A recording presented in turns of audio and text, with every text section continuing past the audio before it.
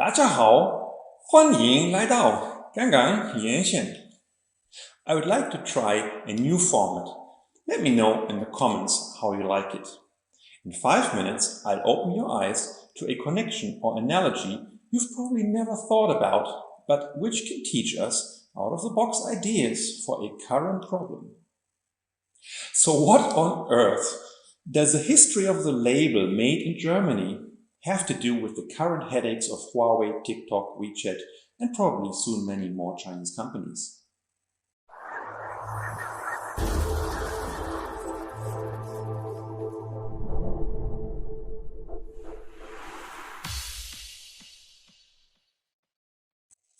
Novelist Mark Twain famously said, "History doesn't repeat itself, but it often rhymes."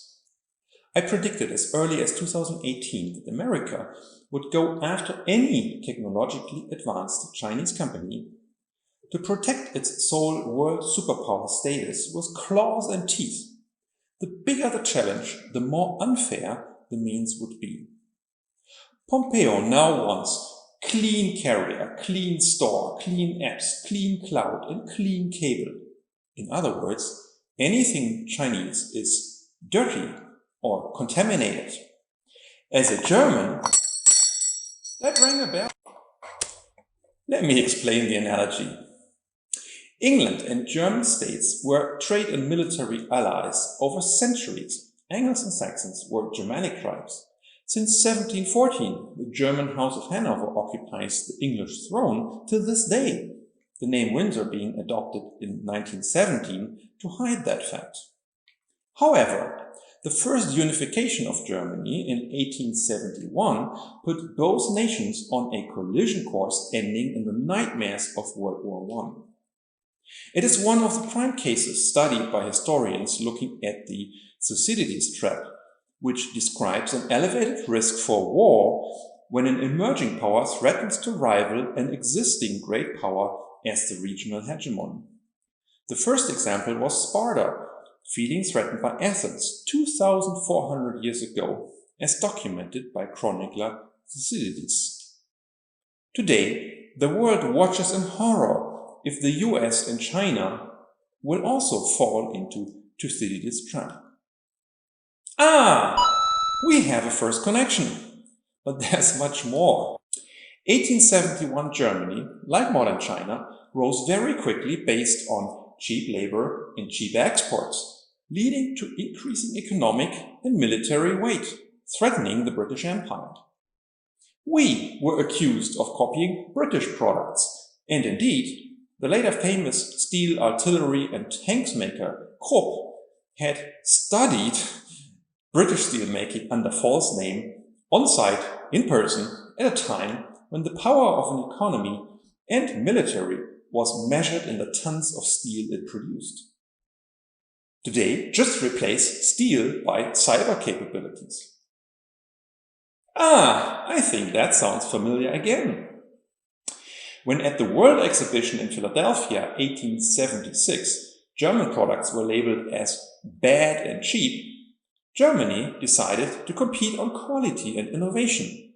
Over a period of only about 10 years, a quality revolution was launched in Germany using British experts, spying, but also employing science and investments in equipment and processes. Do I hear Made in China 2025, anybody? Britain passed the British Merchandise Marks Act of 1887, forcing Germany to label the origin. Made in Germany was born, but as a punishment. Sounds like Pompeo's clean everything, or otherwise said, China inside equals contaminated. But by 1887, German mechanical engineering and steelmaking was already superior to British, much like Chinese 5G or WeChat today. The stigmatization plan backfired spectacularly. I don't need to explain that Made in Germany today is a huge asset instead of a liability. Lessons for today. Don't ask if product bans are justified or not. Countries simply do that if they can. China does not allow Facebook, Google, or Twitter either. Focus on quality and innovation. If your offerings are superior, people around the world will want them. And if America wants to abstain, let them fall behind. Most importantly, swallow your pride. Fair or not, you don't get equal rights until naturally, finally you do. Pushing too hard, too soon, provides excuses to roll you back. The military option only looks attractive in staff headquarters. War itself is endless horror for millions and for generations. World War I was not really over 1918, but rather 1945 or even 1989. Don't get provoked and avoid Germany's mistakes of too much national pride. Now, it's up to you to connect the pieces. 再见。